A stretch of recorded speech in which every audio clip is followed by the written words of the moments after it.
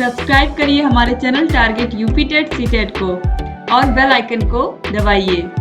Hello friends, मैं रेनू स्वागत करती हूँ आप सभी का आपके अपने channel target UP TET CTET में। दोस्तों, आज इस वीडियो में हम आपके पर्यावरण अध्ययन यानी कि ईवीएस के टॉप 30 क्वेश्चंस को पढ़ने वाले हैं, जो आपके एग्जाम के लिए बहुत ही महत्वपूर्ण है। क्योंकि यहाँ पर मैं ऐसे क्वेश्चंस लेकर के आती हूँ जो हर साल किसी न किसी एग्जाम में पूछे हुए होते हैं और जो आपके एग्जाम के लिए भी बहुत महत्वपूर्ण है। क्योंकि दोस्तों, आप सभी को पता है, कोई भी पेपर है, हर साल कुछ क्वेश्चंस ऐसे होते हैं जो बार बार रिपीट होते हैं। तो अगर आप इन क्वेश्चंस को अच्छे से पढ़ के जाएंगे तो कहीं ना कहीं आपके जो चांसेस होंगे सिलेक्शन के वो और अधिक होंगे।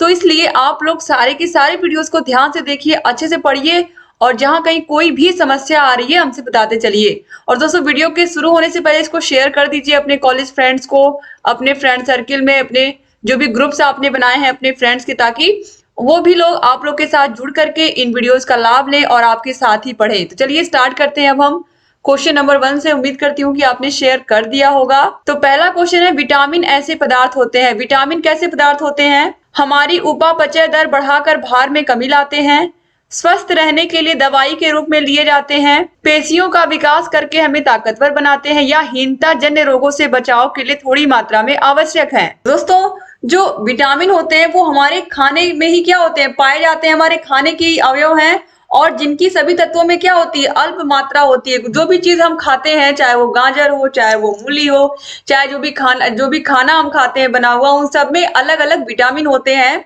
तो यहाँ पर यही बताया गया है कि जो विटामिन होते हैं वो हमें हीनता जन्य रोगों से बचा लेते हैं। ठीक है, तो ये रासायनिक रूप से क्या होते हैं, कार्बनिक यौगिक होते हैं जो हमारे विटामिन होते हैं। तो ऑप्शन डी यहाँ पर क्या हो जाएगा, सही हो जाएगा।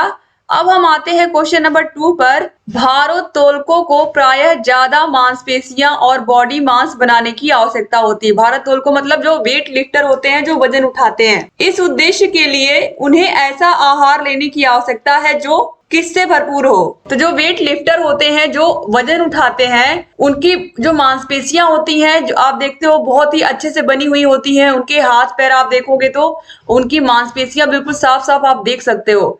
तो आखिर में वो किस तरीके का आहार लेते हैं, कितने भारी भारी वजन उठा पाते हैं और किस वजह से उनकी जो मसल मास है, जो बॉडी होती है, वो आप देखने में अच्छी लगती है। तो वो ऐसा क्या करते हैं, कार्बोहाइड्रेट खाते हैं, वसा, विटामिन या फिर प्रोटीन, ऐसा क्या खाते हैं? तो दोस्तों, यहाँ पर जो राइट आंसर हो जाएगा वो हो जाएगा ऑप्शन नंबर डी, प्रोटीन। तो जो लोग जिम जाते हैं, आपने देखा होगा, भार उठाने की वजह से उन्हें क्या खाना पड़ता है, प्रोटीन अलग से खाना पड़ता है। तो ऑप्शन डी जो है प्रोटीन, ये राइट आंसर हो जाएगा। अब हम क्वेश्चन नंबर 3 पे आते हैं। वनों के महत्व के कारण है, या वनों के महत्व के कारण उन्हें हम ग्रीन गोल्ड कहते हैं, ग्रीन आइलैंड कहते हैं, ग्रीन हाउस कहते हैं, या ग्रीन सिल्वर कहते हैं। तो वनों के महत्व के कारण ही हम उन्हें ग्रीन गोल्ड कहते हैं, हरा सोना कहते हैं। वनों को क्या कहा जाता है? वनों को हम कहते हैं हरा सोना। ठीक है, क्योंकि आप सभी को पता है कि जो वन होते हैं उनसे हमें लकड़ियां मिलती हैं, लकड़ियों के अलावा हमें औषधियां मिलती हैं और पेड़ पौधों से हमें बहुत सारी चीजें मिलती हैं। तो इस वजह से यहाँ पर जो ऑप्शन नंबर ए है, ग्रीन गोल्ड, ये क्या हो जाएगा, राइट आंसर हो जाएगा। ठीक है, आगे बढ़ते हैं। अब हम क्वेश्चन नंबर 4 पे आते हैं। भिंडी में पाया जाता है phosphorus, vitamin A, vitamin C या फिर ये सभी। तो दोस्तों, जो भिंडी होती है, भिंडी में फास्फोरस भी पाया जाता है, विटामिन ए भी होता है और विटामिन सी भी होता है। तो ऑप्शन नंबर डी जो है, ये सभी ये राइट आंसर हो जाएगा। ठीक है, ऑप्शन डी सही हो जाएगा। 2011 में ये देखिए पूछा हुआ प्रश्न है यू टेट में। क्वेश्चन नंबर 5 है। गोवा के दक्षिण का पश्चिमी घाट क्या कहलाता है? गोवा के दक्षिण का जो पश्चिमी घाट है वो क्या कहलाता है? मालाबार, कोंकण, कन्नड़ या फिर उत्तरी सरकार। दोस्तों, यहाँ पर देखिए जो राइट आंसर हो जाएगा वो हो जाएगा option number A, Malabar. Goa के दक्षिण का जो पश्चिमी घाट है वो मालाबार कहलाता है, उसे हम मालाबार के नाम से जानते हैं। और महाराष्ट्र और गोवा के तटीय भाग को हम कोंकण तट कहते हैं। और इसके अलावा दोस्तों, यहाँ पर देखिए दिया हुआ है उत्तरी सरकार, तो उड़ीसा के समुद्र तटीय भागों को हम उत्तरी सरकार कहते हैं। और कन्नड़ जो है ये कर्नाटक की क्या है, भाषा है, कर्नाटक की भाषा है। तो यहाँ पर ऑप्शन ए जो है ये सही हो जाएगा। अब हम क्वेश्चन नंबर 6 पर आते हैं। भारत का सबसे लंबा राष्ट्रीय राजमार्ग कौन सा है? भारत का सबसे लंबा NH4, NH44, NH10 या फिर NH5। दोस्तों, राइट आंसर हो जाएगा ऑप्शन नंबर बी, NH44। दोस्तों, ये कश्मीर से लेकर कन्याकुमारी तक है, याद रखिएगा। इस भारत का सबसे लंबा राष्ट्रीय राजमार्ग है, ये कश्मीर से लेकर के कन्याकुमारी तक, यानी कि उत्तर से लेकर के दक्षिण तक है। ठीक है, तो क्वेश्चन नंबर 7 है दोस्तों, उत्तर प्रदेश में प्रथम बार रेलगाड़ी कब चली थी? 1853 ईस्वी में, 1854 में, 1856 में या 1859 में? तो दोस्तों उत्तर प्रदेश में सबसे पहले रेलगाड़ी चली थी वर्ष 1859 में, 1859 में। और ये कहां से कहां तक चली थी? तो ये इलाहाबाद से लेकर के कानपुर तक चली थी। ठीक है, याद रखिएगा आप लोग। तो यहाँ पर ऑप्शन डी जो है 1859 ये राइट आंसर हो जाएगा। अब हम क्वेश्चन नंबर 8 पे आते हैं। उत्तर प्रदेश में कितने रेलवे जोनों का मुख्यालय है? 2, 3, 4 या फिर 5? तो दोस्तों उत्तर प्रदेश में आप यहाँ पर ध्यान से देखिएगा, 5 रेल जोनों की लाइनें उत्तर प्रदेश से होकर गुजरती हैं। कितनी? 5 रेल जोनों की जो लाइनें हैं वो उत्तर प्रदेश से होकर के गुजरती हैं। लेकिन यहाँ पर किसके किसके मुख्यालय है यहाँ पर पूछ रहा है। तो पूर्वोत्तर रेलवे, जो पूर्वोत्तर रेलवे है, पूर्वोत्तर रेलवे का जो मुख्यालय है वो गोरखपुर में है। कहाँ पर है? गोरखपुर में है। ठीक है, याद रखिएगा, पूर्वोत्तर रेलवे का मुख्यालय गोरखपुर में है। और उत्तर मध्य रेलवे का जो मुख्यालय है, उत्तर मध्य रेलवे का जो मुख्यालय है वो इलाहाबाद में है। ठीक है, इस वजह से यहाँ पर जो 2 जोन मुख्यालय है वो उत्तर प्रदेश में है हमारे, पूर्वोत्तर रेलवे और उत्तर मध्य रेलवे। तो यहाँ पर ऑप्शन ए जो है ये सही हो जाएगा। याद रखिएगा, पूर्वोत्तर रेल और उत्तर मध्य रेल। तो एनसीआर और एनएसआर, तो एनसीआर जो है पूर्वोत्तर रेल, वो उसका जो मुख्यालय है वो गोरखपुर है, और जो उत्तर मध्य रेलवे है इसका इलाहाबाद है। तो 2 मुख्यालय पड़ते हैं हमारे उत्तर प्रदेश में। इसके बाद आगे बढ़ते हैं क्वेश्चन नंबर 9 पर। किस अनुच्छेद के अनुसार उच्च न्यायालय 5 प्रकार की रिट जारी करता है? अनुच्छेद 226, अनुच्छेद 227, अनुच्छेद 238 और अनुच्छेद 242। तो दोस्तों यहाँ पर देखिए, जो अनुच्छेद 226 है इसके अनुसार जो उच्च न्यायालय होता है ये 5 प्रकार की रिट जारी कर सकता है। 5 प्रकार की रिट जारी कर सकता है। और वो रिट कौन कौन सी होती है? बंदी प्रत्यक्षीकरण, परमादेश, प्रतिषेध, अधिकार परीक्षा एवं उत्प्रेषण। तो ये 5 प्रकार की रिट होती है जो जारी की जाती है अनुच्छेद 226 के अनुसार। तो ऑप्शन नंबर ए जो है ये क्या हो जाएगा? राइट आंसर हो जाएगा।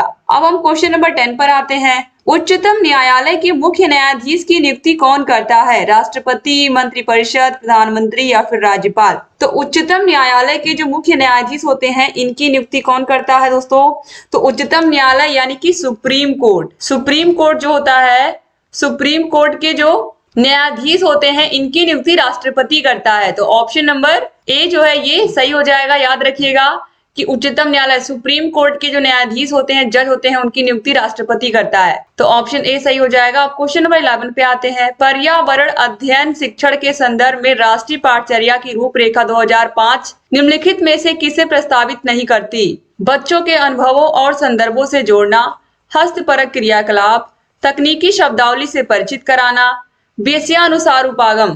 तो दोस्तों जो एनसीएफ 2005 है इसमें बच्चों के अनुभवों को संदर्भों से जोड़ना इस पर बल देती है कि जो बच्चों के अनुभव हैं उन्हीं से हम उनके चैप्टर्स को जोड़ करके पढ़ाएं, जिससे आसानी से बच्चे क्या करें, उस चैप्टर को समझ पाए। परिवार चैप्टर को पढ़ा रहे हैं टीचर, तो बच्चा परिवार के बारे में बहुत सारी चीजें वो पहले से ही जान रहा है, किस तरीके से लोग समूह में रहते हैं, समूह में काम को करते हैं, मिलजुल कर रहते हैं। तो ये बच्चे के लिए समझना क्या होगा, आसान होगा, क्योंकि इन चीजों का वो अनुभव अपने घर से करके आ रहा है। हस्तपरक क्रियाकलाप अगर बच्चों करवाएंगे, बच्चों को पेंटिंग करवाएंगे बच्चों से, या कुछ क्राफ्ट वगैरह बनवाएंगे, तो इससे बच्चों का मन भी लगा रहेगा और अच्छे से ज्ञान भी प्राप्त होगा उनको विषय का। इसके अलावा विषयानुसार उपागम, यानी कि विषय के अनुसार ही हम उनको ज्ञान देंगे, जिस तरीके के ज्ञान की उनको आवश्यकता है, या फिर विषय के अनुसार ही हम उनको अलग अलग प्रकार के एग्जाम्पल के माध्यम से समझाएंगे। लेकिन तकनीकी शब्दावली से परिचित कराना बच्चों को, ये अभी प्रस्तावित नहीं है एनसीएफ 2005 में। तो ऑप्शन सी जो है ये क्या हो जाएगा? सही हो जाएगा। अब क्वेश्चन नंबर 12 पे आते हैं। प्राथमिक कक्षाओं में पर्यावरण अध्ययन पढ़ाने के लिए निम्नलिखित में से कौन सा उद्देश्य संबंधित नहीं है? विज्ञान के आधारभूत प्रत्ययों और सिद्धांतों को रटकर याद कर लेना, पर्यावरण को खोजने के अवसर प्रदान करना, अवलोकन, मापन, भविष्य कथन और वर्गीकरण जैसे कौशलों का विकास करना, भौतिक और सामाजिक परिवेश के प्रति संवेदनशीलता विकसित करना। तो दोस्तों बच्चों को प्राथमिक कक्षाओं के जो बच्चे होते हैं उनको पर्यावरण पढ़ाने के लिए यानी कि ईवीएस पढ़ाने के लिए सबसे ज्यादा महत्वपूर्ण है कि बच्चों का जो भौतिक और सामाजिक परिवेश है उसी के अनुसार उनको हम पर्यावरण की शिक्षा दें कि आसानी से बच्चे जो जिन चीजों के बारे में वो अपने आसपास की दुनिया में जान रहे हैं उन्हीं से जोड़ करके हम पर्यावरण विषय को पढ़ाएं। इसीलिए उनके भौतिक और सामाजिक परिवेश को जान करके ही हम उसी के अनुसार बच्चों को शिक्षा दें, ये बहुत जरूरी है। तो ऑप्शन डी जो है ये क्या हो जाएगा, यहाँ पर राइट आंसर हो जाएगा। ठीक है, अब हम आगे बढ़ते हैं क्वेश्चन नंबर 13 पर। क्वेश्चन नंबर 13 है, पर्यावरण अध्ययन की अपनी कक्षा में समूह क्रियाकलाप का निर्माण करते हुए आप निम्नलिखित विचारों में से किनका ध्यान रखेंगे? बच्चों की रुचियों का ध्यान लड़कों और लड़कियों को समान रूप में रुचिकर लगे, इनमें मूल्यवान सामग्री लगी हो, या सभी धार्मिक और सांस्कृतिक पृष्ठभूमि के बच्चों को रुचिकर लगे।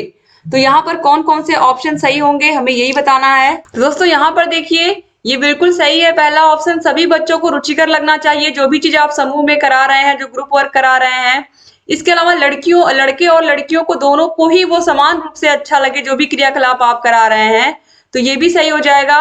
इसमें मूल्यवान सामग्री लगी हो, ये जरूरी नहीं है कि कोई भी चीज आप बच्चों को बनवा रहे हैं उसमें बहुत ज्यादा महंगी चीजें लगी हो तभी वो अच्छी होंगी। जो सहायक शिक्षण सामग्री होती है वो कम से कम पैसे में, कम से कम बजट में बने तो बहुत अच्छा माना जाता है। तो अधिक ये जो है ये ऑप्शन सी ये गलत हो जाएगा।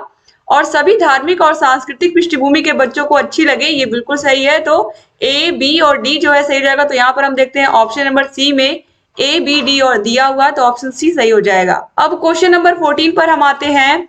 निम्नलिखित सभी कथन पर्यावरण अध्ययन में सामूहिक रूप से क्रियाकलापों में संलग्न शिक्षकों और शिक्षार्थियों के पक्ष में तर्क प्रस्तुत करते हैं, केवल एक कथन को छोड़कर। वह कथन कौन सा है? प्रौढ़ों के समर्थन से बच्चों को अपनी क्षमता से अधिक ज्ञान के निर्माण में सहायता मिल सकती है। बच्चे परस्पर सामंजस्य और सहयोग करना सीखते हैं।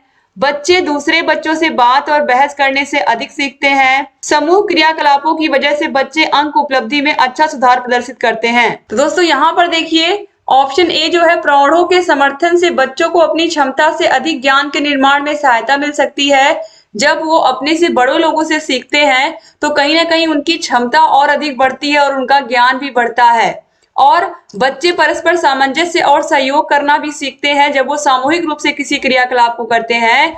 और बच्चे दूसरे बच्चों से बात और बहस करने से भी अधिक सीखते हैं, ये बिल्कुल सही है। तो यहाँ पर ऑप्शन डी जो है ये क्या हो जाएगा, यह इसी कथन को छोड़ करके बाकी सभी क्या है, शिक्षकों और विद्यार्थियों के पक्ष में ही तर्क प्रस्तुत कर रहे हैं। तो ए, बी, सी यहाँ पर क्या हो जाएगा, ये बिल्कुल इन कथनों का पालन कर रहे हैं, लेकिन ये जो है ऑप्शन डी ये इस कथन का पालन नहीं कर रहा है। तो यहाँ पर बच्चे, यहाँ पर देखिए समूह क्रियाकलापों की वजह से बच्चे अंक उपलब्धि में अच्छा सुधार करते हैं, ये गलत हो जाएगा। तो इसीलिए यहाँ पर गलत ही पूछा है, तो गलत ही क्या हो जाएगा, यहाँ पर सही हो जाएगा ऑप्शन डी जो है। इस कथन को छोड़ करके बाकी सभी एक दूसरे का सहयोग करने से यहाँ पर बता रहे हैं, बाकी सभी जो ऑप्शन है वो ये बता रहे हैं कि जब हम एक दूसरे का सहयोग करते हैं, अपने बड़ों से सीखते हैं, तो हमारे अंदर जो सहयोग की भावना है वो और अधिक होती है। तो ऑप्शन यहाँ पर डी जो है ये क्या हो जाएगा, इसको छोड़ करके बाकी सब सही है। तो इसीलिए यहाँ पर ये क्या हो जाएगा, सही हो जाएगा, क्योंकि यही क्या है, यह यहाँ पर ये बताने का प्रयास कर रहा है कि जो समूह क्रियाकलाप होते हैं इनकी वजह से बच्चों के अंक उपलब्धि में सुधार होता है। जबकि यहाँ पर क्या है, जब हम सहयोग और सामंजस्य की बात आती है तो इससे बच्चों के ज्ञान में और क्या होती है, वृद्धि होती है। तो यहाँ पर अंक उपलब्धि की बात नहीं हो रही थी। क्वेश्चन नंबर 15 पे आते हैं। दत्त कार्य के संबंध में निम्नलिखित में से कौन सा कथन सही है? दत्त कार्य यानी कि जो बच्चों को प्रोजेक्ट वर्क दिया जाता है उससे क्या लाभ होता है, उसके विषय में यहाँ पर कौन सा कथन सही नहीं है? तो दत्त कार्य अभिभावकों, भाइयों या बहनों द्वारा अपनी क्षमता के अनुसार किया जा सकता है। प्रतिदिन विविधता और अभ्यास कराने के लिए कक्षा कार्य और फिर गृह कार्य के रूप में दत्त कार्य देने की आवश्यकता है। दत्त कार्य आकलन का एकमात्र तरीका है। दत्त कार्य बच्चों को सूचना खोजने, अपने विचारों का निर्माण करने और उन्हें उच्चारित करने का अवसर प्रदान करता है। तो दोस्तों जो दत्त कार्य होता है ये बच्चों को सूचना खोजने में मदद करता है, उनके विचारों का निर्माण करने में उन्हें मदद करता है और उन्हें उच्चारित करने का भी अवसर प्रदान करता है। तो जो बच्चों को हम प्रोजेक्ट कार्य देते हैं उससे बच्चे बहुत कुछ सीखते हैं, ठीक है। तो इस तरीके से ये क्या है, शैक्षिक क्रियाओं को दिशा देने वाला मुख्य साधन होता है और इसके कई सारे उद्देश्य होते हैं दोस्तों। इसमें जो मुख्य उद्देश्य होता है वो यही होता है कि विद्यार्थियों को अभिप्रेरणा देना तथा उन्हें सीखने की क्रियाओं की ओर उन्मुख करना ताकि बच्चे और सीखें। तो ऑप्शन डी जो है सही हो जाएगा। क्वेश्चन नंबर 16 है। वायु हर जगह है प्रकरण पढ़ाते समय एक शिक्षक विद्यार्थियों से निम्नलिखित प्रश्न पूछता है। वायु हर जगह है, जो हवा है वो हर जगह है, इसको शिक्षक कैसे बताएंगे? क्या वायु मृदा में है? क्या पानी के अंदर वायु है? क्या हमारे शरीर में वायु है? क्या हमारी हड्डियों में वायु है? शिक्षक शिक्षार्थियों में निम्नलिखित कौन सा कौशल विकसित करने का प्रयास कर रहे हैं?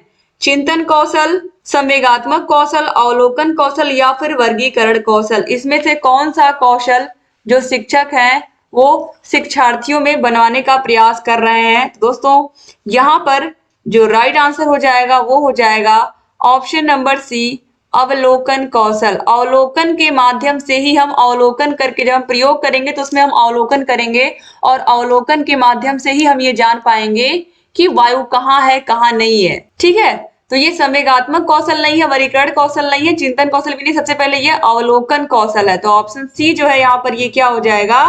राइट आंसर हो जाएगा। अब हम क्वेश्चन नंबर 17 पर आते हैं। कक्षा 5 की शिक्षिका एक एल्यूमिनियम फाइल लेती है और पानी में डाल देती हैं एवं दिखाती हैं कि वह ऊपर तैरता है। फिर वह फाइल को मोड़कर जोर से दबाती हैं, निचोड़ती हैं और फिर से पानी में डालती हैं तथा शिक्षार्थियों को दिखाती हैं कि वह डूबता है। बाद में वह शिक्षार्थियों को यह सोचने और कारण देने के लिए कहती हैं कि ऐसा क्यों हुआ। इस प्रश्न का उत्तर देने में निम्नलिखित में से कौन से प्रकरण कौशल का प्रयोग किया जाएगा? परिकल्पना, वर्गीकरण, अवलोकन या फिर मापन? दोस्तों जो कक्षा 5 के बच्चों को जो शिक्षिका ने यहाँ पर पूरा एल्युमिनियम फाइल के बारे में जो प्रयोग करके दिखाया, किस तरीके से वो पानी में डालती हैं, फिर दिखाती है कि वो तैर रहा है, फिर वह फाइल को तोड़ मरोड़ कर फिर से जोर से दबाती है और फिर से वो पानी में डालती है और फिर दिखाती है कि वो पानी में डूबता है। तो यह बच्चों को सोचने के लिए मजबूर करता है कि पहले नहीं डूबा फिर डूब गया, तो क्या रीजन है? तो बच्चे वहां पर देख करके क्या करते हैं? बच्चे जब घटना को देखते हैं तो बच्चे उस घटना पर क्या करते हैं? अपना विचार प्रस्तुत करते हैं और घटना के कारणों को अवलोकन के माध्यम से देखते हैं। तो यहाँ पर ऑप्शन नंबर सी जो है ये सही हो जाएगा। पूरी घटना का बच्चों ने क्या किया? अवलोकन किया है ना, उसके बाद वो कोई काम करेंगे, सबसे पहले उन्होंने अवलोकन किया है। तो ऑप्शन नंबर सी जो है अवलोकन, ये राइट आंसर हो जाएगा। क्वेश्चन नंबर 18 पूछा, सतत और व्यापक मूल्यांकन क्यों आवश्यक है? शिक्षार्थियों ने कितना नहीं सीखा है जानने के लिए, शिक्षार्थियों की प्रगति निरंतर न बनाए रखने के लिए, निरंतर मूल्यांकन होते रहने से शिक्षार्थियों में परीक्षा का अनावश्यक भय नहीं रहता है, परीक्षा प्रणाली को महत्व देने हेतु। तो सतत और व्यापक मूल्यांकन क्या होता है? जिसमें लगातार बच्चों की परीक्षा होती रहती है। जैसे पहले क्या होता था? पहले केवल हाफ ईयरली पेपर होता था और फिर एनुअल होता था। इससे क्या होता था? बच्चों के ऊपर बहुत अधिक बर्डन पड़ता था एकाएक। और अब क्या होता है? हर हफ्ते में, हर महीने में बच्चों का पेपर होता है या बच्चों का टेस्ट होता है। इससे जो मूल्यांकन है वो बहुत आसान हो गया है।